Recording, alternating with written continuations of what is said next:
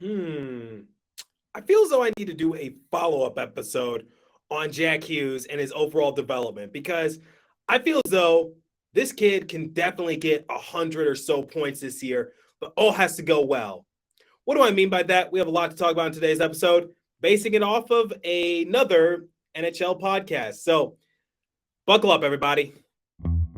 You're Locked On Devils, your daily podcast on the New Jersey Devils, part of the Locked On Podcast Network, your team every day. Hi, this is Bryce Salvador, and you're Locked On Devils with Trey Matthews. Scores! Oh, Stevens stepped up, nailed it. Brodor's got the puck. What a shot. The Devils win the Stanley Cup. Alrighty now, what is up, New Jersey? Welcome back to the Locked On Devils podcast here on the Locked On Network. I'm your host, college hockey play-by-play announcer, and also Devils writer for Pucks and Pitchforks, Trey Matthews. So before we get down to business, I want to address something that I discussed in the last episode. So in the first segment of the latest episode, I talked about me doing a crossover with JD Hernandez of Locked On Ducks. Basically, we're going to discuss the differences between Jack Hughes and Trevor Zegras. Which player is the more polished player? Which player is better in their current state right now? Which player is going to have the better career? As we are speaking right now, I would have to go with Jack Hughes. Now, I'm not trying to be biased or anything, but I genuinely do believe that Jack Hughes is better than Trevor Zegras because the fact of the matter is this: Jack Hughes only appeared last season in 49 games, and yet he was able to have 56 points. Then when you look at someone like Trevor Zegras, he played in most of the games last year. So this past season, he appeared in 75 games. He had 61 total points. So yes, Trevor Zegras did finish off the year with more points, but Jack Hughes played games compared to Trevor. This up again is because one of the former co-hosts of Locked On Sharks decided to respond to my friendly tweet that I was sending out to JD Hernandez of Locked On Ducks and basically said I'm effing insane and that I'm trolling for clicks and it's taken to new heights every single day. Like the fact of the matter is this, guys, I know I say things that are somewhat controversial in the hockey world. I'm known for my hot takes, but at the same time, I don't think this is much of a troll. Like maybe how I worded it could come off as trolling just a little. I think at the end of the day, I'm just trying to say that Jack Hughes is better than Trevor Zegras. And I don't know, how I can be wrong in that sense because Jack Hughes is already an all-star. Jack Hughes, despite playing in far less games than Trevor Zegras, was almost neck and neck with him in total points. And also, Jack Hughes is already the face of a franchise, and Jack Hughes signed an 8-year fat new contract this past season. So I don't really get it. And the main reason I'm bringing it back up is because I wanted to share the tweet with you guys. If you're watching on YouTube, you can see it right there. Once again, my thing is like I'm just a little confused as to what Kyle, the former co-host of Locked On Sharks, is basically trying to call me out on because I just don't get it. So he tweeted that out a few days ago, and I didn't include it in the last episode because I didn't want to call him out. But then I figured, wait a minute, this isn't a personal direct message. He actually put that on his personal account to try to what's it called, ratio me or something like that. But it didn't work. But ultimately, I just wanted to bring that up again because I thought it was hilarious. So if you have the time, go find that tweet and just comment L underneath. Really get it. And I'm glad sort of sense because I'm just like, look, I'm not trying to say that Trevor Zegras is not a good player. I'm not trying to say that at all. I'm not trying to show any disrespect towards him. But if I had to pick and choose, like if there was a gun in my head, I would choose Jack Hughes. That's my personal opinion. So, I get maybe how I worded it can come off as a little bit of trolling, but I think at the end of the day, any hockey fan knows what I'm just trying to say. So I just had to put that out there because, I just wanted to readdress that and also get you guys more excited for my crossover at some point with JD Hernandez of Locked On. And I don't know when we're going to do it. He's still on vacation, but just wanted to give you guys that little bit of a preview. And today's episode is centered around Mr. Jack Hughes. So I was listening to another hockey podcast, and I believe there were 4 members on the panel. And basically one of the talking points was, could Jack Hughes get 100 points this season or very soon? And I think 2 people said yes, and 2 people said no. Now, here's my thing. I've actually addressed this before, and I think a lot of you already know where I'm going with it, because I did honestly think that he can get 100 points. If he's able to do so, he'll become the first Devils player in franchise history to eclipse 100 plus points, something that Patrick Elias hasn't done, something that Taylor Hall hasn't done. And Taylor Hall won the Hart Memorial Trophy in a Devils uniform, and he didn't get to 100 points. So Jack Hughes would be doing something very special, a first in franchise history, if he's able to get 100 points at some point during the course of his career. Now, my thing is this. I said, if all goes well for Jack Hughes, if he is healthy, if his line mates are par, and is have a respectable year, I think Jack Hughes can get 105 points, and he can put his name into the Hart Memorial Trophy race. I'm not saying he's going to win it, but I'm saying he can put his name into that discussion. But a few factors have to go right. So the first being is Jack Hughes has to stay healthy. Now, I get it. Jack Hughes was put at an unfair disadvantage at the beginning of his career because, let's face it, 18-year-old kid, scrawny, was moved off the puck with ease, had to gain some weight. Also, COVID hit, so that kind of hindered his development just a little bit more because during the 2019 and 2020 season, he appeared in 61 games. But then the very next year, remember, the NHL was only allowed to play 56 games. Now, Jack Hughes suited up in all 56 of those games, but I just feel as though those stats don't do him justice. Like, he had 11 goals, 20 assists for a grand total of 31 points during the 2021 COVID-shortened year. Okay, guys, let's get serious for a moment because this is a serious message from NHTSA. You're hanging out with some friends and putting back a few drinks. A few becomes too many, and as the evening comes to an end, and people start to head out, you think of calling for a ride. Now you live nearby. You can make it home okay. It's no big deal, right? What are the odds you'll get pulled over? And even so, what's the worst that could happen? Your insurance goes up. You lose your license. You lose your job. You total your car. You kill someone. Everyone knows about the risk of driving drunk. The results are tragic and often deadly. However, that doesn't stop many people from getting behind the wheel while under the influence. That's why police officers are out there right now looking for impaired drivers on their roads to save lives. So if you think you're okay after a few drinks, think again, play it safe, and plan ahead to get a ride. It only takes one mistake to change your life or someone else's forever. Drive sober or get pulled over. I just feel as though his production is so much better than what people realize on paper. And maybe that's what that person, former host of Locked On Sharks, was just trying to get at, basically saying, like, I think he remembers Jack Hughes as the first overall draft pick who, let's face it, performed very poorly in his rookie year campaign. I think he was statistically the worst first overall performer since Joe Thornton as a forward. I'm just saying that as a forward from a statistical standpoint. So, but, since he's a Sharks fan, Joe Thornton actually panned out pretty nice. Like, Joe Thornton didn't have a good rookie year as a first overall selection, but he carved out a pretty nice career for himself. I personally think that. So I think that's what people still view Jack Hughes as, the first overall draft pick who had an abysmal rookie year. Then the guy who was pretty much under the radar for all 2021, but was finally able to make some sort of noise this year. Named an all-star, signed an 8-year extension, but still give the respect.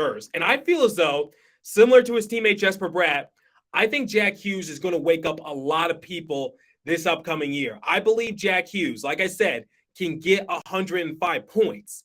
But here's one of the factors that needs to go well. So I talked about the fact of the matter is that Jack Hughes has to stay healthy, and he has to suit up anywhere from, I'd say, 70 to all 82 games, somewhere in that realm. If he is able to suit up in at least 70 games, I'll be happy.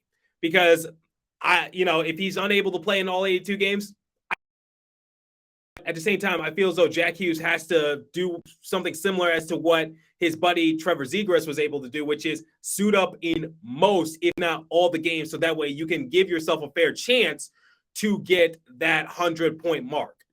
So I feel as though if Jack Hughes is able to do that, and if the New Jersey Devils are able to have a respectable record and maybe, just maybe, get a wild card position, I don't think it's out of the realm of possibility to be talking about Jack Hughes potentially winning the Hart Memorial Trophy.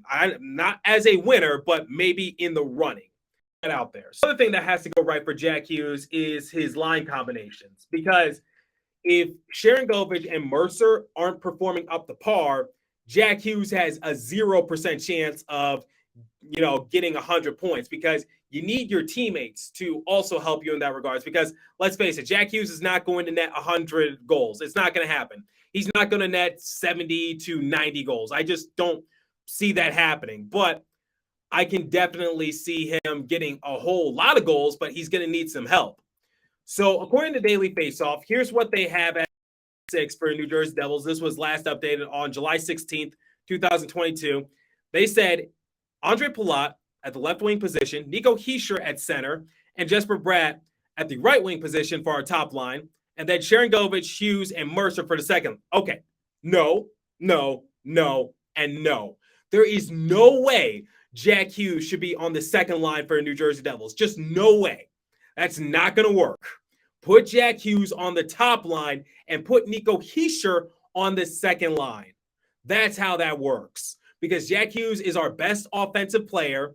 No disrespect to Brett, but I think if Jack Hughes played in more games this season, he would blow the points totals for New Jersey Devils out the water. So you put Jack Hughes on the first line. And then you put Sharangovich and Mercer. So I agree with them in that regard. Just flip the lines, and that's what you got for New Jersey Devils. So here's the thing. Sharangovich, you need to get off to a good start to the season. No ands, ifs, or buts about it. He said that in his exit meeting interview that Sharangovich was talking to Sergei Brylin. So I know Brylin is already impact on someone like Sharangovich, because Sharangovich, while he was in a rut, he talked to Brylin, and basically Brylin was able to give him some pointers in order to get him out of the rut. And Sharangovich was able to have a respectable campaign as the season started to come to an end. So I think Sharangovich needs to get off to a good start to the season, so that way Jack Hughes can get to that 100-point clip much easier. And then it also begins with Dawson Mercer. Dawson Mercer, opposite. Mercer got off to a good start. He didn't get off to a good finish. So my overall thing is this for Dawson Mercer, which is the X factor that I have for Dawson Mercer going into this year. Is he going to Ty Smith, and is he going to hit that sophomore year slump? Because Sharangovich kind of hit that a little bit. Dawson Mercer started to feel the wall as the season progressed. But my overall thing is is it going to happen again at a worse extent now that he's a sophomore? Because it's not called the sophomore slump for no reason, people. And if Dawson Mercer does hit that, I don't think he's a bad player or all. That's just how fate has it for some of these young guys. So my thing is simply this for Dawson Mercer. You need to get off to a good start as well. Now let's talk about something that I saw on Jay Fresh's projected line combinations, because I shared it in a more recent episode. Jay Fresh had Jesper Bratt and Jack Hughes on the same line. Now, I've written an article about this. I've talked about it in a previous podcast episode months ago. But I just don't believe that Jack Hughes and Jesper Bratt should be playing on the same line. Now, if Jesper Bratt and Jack Hughes are on the same line, hypothetically speaking, then Jack Hughes is going to get that with ease, because I'm anticipating a big year from Jesper Bratt, and I can't wait. But at the same time, our offense has to be more spread out. We can't just be too top heavy, because that was our issue last season. Because remember when Jack Hughes came off of injury and Lindy Ruff stupidly tried to put Jack Hughes at a winger position and to put, I think, Jesper Bratt and Nico Hischier on the same line as Jack Hughes, basically to get more offensive firepower for the Devils, and that failed epically. Like I said, I think he was trying to I think it was Hischier at center, Bratt and Hughes at a winger position, if my memory serves me well. And that did not work. That worked no, it didn't work at all. They tried it for a couple games and it failed. So my thing is you got to spread out the offensive firepower for New Jersey Devils. Now, if the Devils are able to have more depth, on their bottom six, especially if Andre Palat is able to take his game to if Mercer is a Govich, others, so like some other players that come to mind are Miles Wood, he's returning, Eric Halla on the bottom six, Tomas Tatar. Andreas Johnson, I just feel as though Johnson at this point is more of a trade pawn, similar to Pavel Zacha, but if he's able to have somewhat of a breakout year, more power to him, and that's just more offensive firepower for New Jersey Devils. And then on the defensive side of things, you can rely on Damon Severson and also Dougie Hamilton to provide some sort of spark on the offensive side of things as well, despite being defensemen. So I feel as though more offensive firepower has to come out throughout the lineup to make things a little easier for Jack Hughes because he's only one player and he can't do all the scoring himself. So that's my overall thing. If the teammates and the line combination around Jack Hughes are able to take their games to another level, then Jack Hughes is going to take his game 3 levels higher. So I feel as though this is definitely a prime year for New Jersey Devils to finally get their first player in franchise history to get 100 points. And I feel like Jack Hughes is that person. And he was on pace last year. He was on a decent pace, or even if he didn't get 100 points, he was fairly close.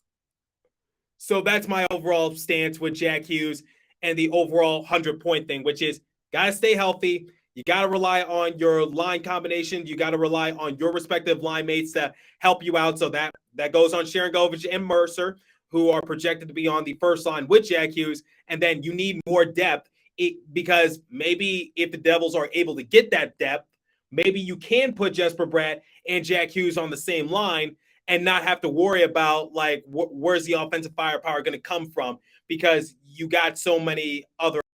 So that's my overall thing. I wouldn't put Jesper Bratt and Jack Hughes on the same line, but if other players are able to step up their games, go nuts, Lindy Ruff.